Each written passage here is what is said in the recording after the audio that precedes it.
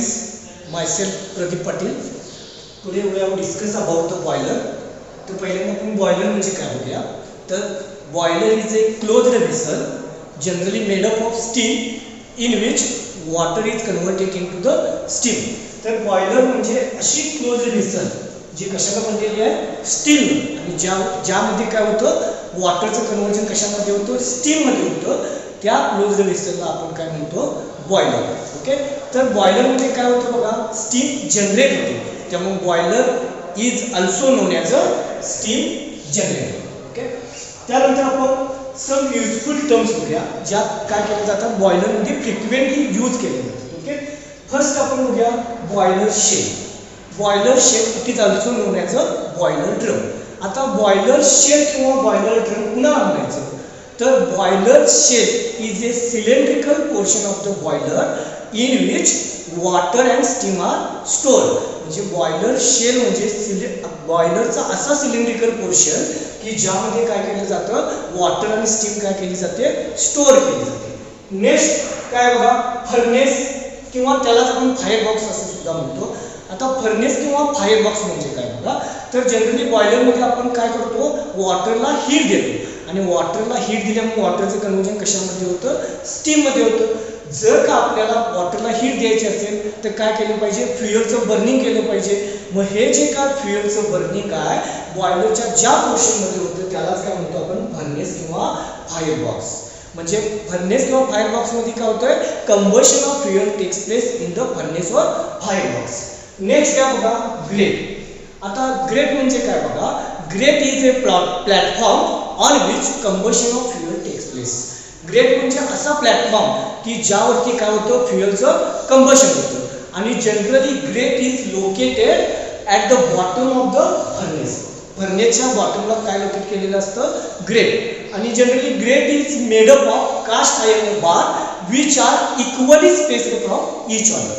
काय सांगितलं, ग्रेट कशाने बनलेलं आहे, कास्ट आयर्नच्या बार पासून बनलेलं असतं. आणि हे जे काय कास्ट आयर्नचे बार्स आहेत ते एकमेकांपासून काय केलेले असतात, इक्वली स्पेस्ड ठेवलेले असतात. मग हे बार इक्वली स्पेस्ड का ठेवलेले असतात, तर त्याचे दोन रिझन आहेत. फर्स्ट रिझन काय, तर to supply sufficient quantity of air for combustion of fuel. Okay. काय सांगितलं तुम्हाला, ग्रेटवरती काय होतं, फ्युएलचं कंबशन होतं. मग जर का फ्युएलचं कंबशन प्रॉपरली आणि कम्प्लीट व्हायचं असेल तर त्याला आपल्याला काय करायला पाहिजे, सफिशियंट अमाऊंट ऑफ एअर काय करायला पाहिजे, सप्लाय करायला पाहिजे. म्हणून त्यासाठी काय केलेलं असतात, जे काय कास्ट आयर्नचे बार असतात ते काय केले असतात, spaced equally from each other. आणि सेकंड रिझन काय बघा, तर टू रिमूव्ह द ॲश. आता टू रिमूव्ह द ॲश म्हणजे काय, तर फ्युएलचं कंबशन झाल्यामुळं जी काय ॲश तयार होणार आहे ती ॲश रिमूव्ह करण्यासाठी काय केलेलं असतात, ग्रेटचे बार काय केले असतात, इक्वली स्पेस्ड ठेवलेले असतात. नेक्स्ट आपल्याला बघायचं क्लासिफिकेशन ऑफ बॉयलर. तर आपण बॉयलरचं क्लासिफिकेशन कसं करतो बघा, तर फर्स्टली बघा, according to the content in the tube. आता कंटेन इन द ट्यूब म्हणजे काय, तर काय केलं जातं, बॉयलरमध्ये काय करतो आपण, ट्यूब्स यूज करतो. आता बॉयलरमध्ये ट्यूब्स का यूज केल्या जातात, तर to carry the hot gases और टू कॅरी द वॉटर किंवा हॉट गॅसेस कॅरी करण्यासाठी आपण बॉयलरमध्ये काय यूज करतो, ट्यूब्स करतो. आता आपण कसं क्लासिफिकेशन बघणार आहोत, तर according to content in the tube म्हणजे ट्यूब काय कॅरी करतात त्यानुसार आपण बॉयलरचं क्लासिफिकेशन कसं केले बघा, फायर ट्यूब बॉयलर आणखी वॉटर ट्यूब बॉयलर. आता फायर ट्यूब बॉयलर कुणाला म्हणायचं, जर का ट्यूब हॉट गॅसेस कॅरी करत असेल तर त्याला काय म्हणायचं, फायर ट्यूब बॉयलर. म्हणजे बघा, fire tube boilers are the boiler in which hot gases passes through the tubes and tubes are surrounded by the water, then boiler is known as a fire tube boiler. जर का ट्यूबच्या आतमधून hot gases pass होत असतील आणि ट्यूबच्या भोवती जर water असेल तर असे जे काही बॉयलर आहेत त्यांना म्हणतो आपण फायर ट्यूब बॉयलर. आता एक्झॅक्टली याच्या अपोजिट काय असतं, वॉटर ट्यूब बॉयलर. तर वॉटर ट्यूब बॉयलर मध्ये काय असतं बघा, तर ट्यूबच्या आतून काय पास होत असतं, वॉटर, आणि tubes are surrounded by hot gases. असे जे काही बॉयलर आहेत त्यांना काय म्हणतो आपण, वॉटर ट्यूब बॉयलर. आता फायर ट्यूब बॉयलरचं एक्झाम्पल आपल्याला काय सांगता येईल, तर कोचरल बॉयलर. आणखी वॉटर ट्यूब बॉयलरचं एक्झाम्पल काय सांगता येईल, Babcock and Wilcox. Second classification, next classification आपण कशानुसार केले बघा, according to the axis of the shell. Okay, आता शेल म्हणजे काय, तर shell is the cylindrical portion of the boiler in which water and steam are store. म्हणजे बॉयलरचा असा सिलेंड्रिकल पोर्शन की ज्यामध्ये आपण काय करतो, वॉटर आणि स्टीम स्टोअर करतो. आता त्या शेलच्या ऍक्सिस नुसार आपण बॉयलरचं क्लासिफिकेशन कसं केलेलं आहे, व्हर्टिकल बॉयलर आणखी हॉरिझॉन्टल बॉयलर. आता व्हर्टिकल बॉयलर कुणाला म्हणायचं, if the axis of the shell is vertical then boiler is known as a vertical boiler, and if the axis of the shell is horizontal then boiler is known as a horizontal boiler. आता vertical बॉयलरचं example काय सांगता येईल, तर Cochran boiler. आणखी horizontal बॉयलरचं example काय सांगता येईल, Babcock and Wilcox boiler. Next बघा, according to the number of tubes. तर बॉयलर मध्ये किती नंबर ऑफ ट्यूब्स यूज केलेले आहेत त्यानुसार आपण बॉयलरचं क्लासिफिकेशन कसं केलेलं आहे बघा, सिंगल ट्यूब बॉयलर आणि multi tubular boiler. Single tube boiler कुणाला म्हणायचं, if boiler uses only one water tube or fire tube then boiler is known as a single tube boiler. जर का बॉयलर काय करत असेल, एकच ट्यूब यूज करत असेल, that tube may be fire tube or water tube, then boiler is known as a single tube boiler. आता single ट्यूबचं बॉयलरचं एक्झाम्पल काय सांगता येईल, तर सिंपल व्हर्टिकल बॉयलर. नेक्स्ट काय बघा, multi tubular boiler. If boiler use more than 2 fire tubes or water tubes then boiler is known as a multi tubular boiler. जर का बॉयलर 2 पेक्षा जास्त ट्यूब्स यूज करत असेल तर त्याला काय म्हणतो आपण, multi tubular boiler. Multi tubular बॉयलरचं एक्झाम्पल काय सांगता येईल आपल्याला, Cochran boiler and Babcock and Wilcox boiler. Next बघा, according to the position of furnace. तर फर्नेस कुणाला म्हणायचं, furnace is the portion of the boiler in which combustion of fuel takes place. Okay, मग फर्नेसच्या पोझिशन नुसार आपण बॉयलरचं कसं classification केलं बघा.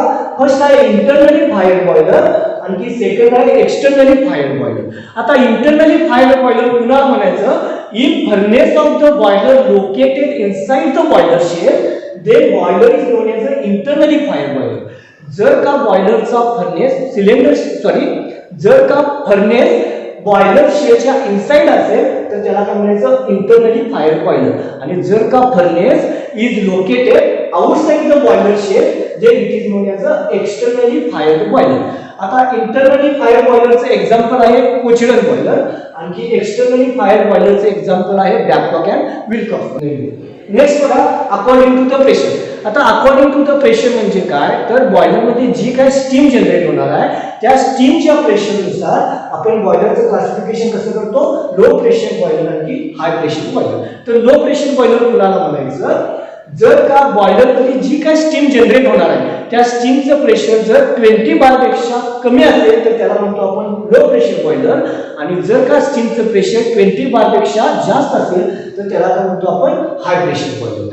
लो प्रेशर बॉयलरचं एक्झाम्पल काय, कोचिरल बॉयलर आणखी बॅबकॉक अँड विल्कॉक्स बॉयलर. आणखी हाय प्रेशर बॉयलरचं एक्झाम्पल काय सांगता येईल, Lamont boiler, Loeffler boiler and Benson boiler. Next आहे अकॉर्डिंग टू यूज.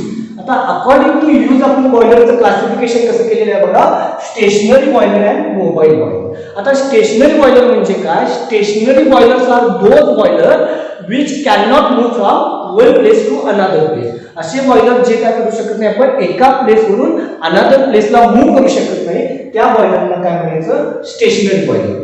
तर स्टेशनरी बॉयलरचं एक्झाम्पल काय सांगता येईल, तर boiler used for power generation. Okay, जे काय बॉयलर आपण पॉवर जनरेशनसाठी यूज करतो किंवा इंडस्ट्रियल प्रोसेससाठी यूज करतो ते कशाचं एक्झाम्पल आहे, स्टेशनरी बॉयलर. नेक्स्ट आहे मोबाईल बॉयलर. आता मोबाईल बॉयलर कुणाला म्हणतो, mobile boiler are those which can move from one place to another place. असे बॉयलर की जे काय करू शकतो आपण एका प्लेस कडून दुसऱ्या प्लेसला मूव्ह करू शकतो, अशा बॉयलरला काय म्हणतो आपण मोबाईल बॉयलर. आता मोबाईल बॉयलरचं एक्झाम्पल सांगायचं झालं तर काय सांगता येईल आपल्याला, marine boiler and locomotive boiler are the best examples of mobile boiler. Next बघा, according to the method of circulation of water and steam. म्हणजे बॉयलरमध्ये जे काय वॉटर अँड स्टीम आहे ते आपण कोणत्या मेथडने सर्क्युलेट करतो त्यानुसार आपण बॉयलरचं क्लासिफिकेशन कसं केलेलं आहे बघा, natural circulation boiler and forced circulation boiler.